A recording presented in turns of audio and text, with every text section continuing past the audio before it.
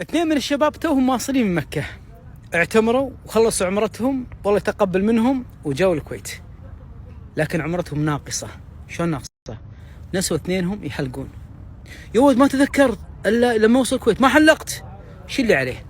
الشيخ بن عثيمين رحمه الله تعالى ذكر كلام جميل جدا، قال: المعتمر إذا نسي الحلقة والتقصير ناسيا ولبس ملابسه أو رجع بلده هو ناسيا، ولو كان متزوج وجامع أهله ما يعلم، والله ناسي ما عليه شيء. قال تعالى: ربنا لا تؤاخذنا إن نسينا أو أخطأنا.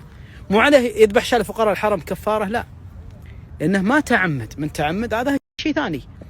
فاللي عليه الآن يلبس لباس الإحرام، يقط ملابسه ويلبس الإحرام ويروح يحلق، أي ينزع اللي عليه وحلق شعرك، مقص أو مكينة أو موس، وعليه توب الله تعالى وما عليه شيء إن شاء الله تعالى. سؤال مهم، قبل لا تعتمر الله يجزاك خير اسأل واعرف أحكام العمرة قبل لا تعتمر حتى لا تقع في أخطاء في العمرة.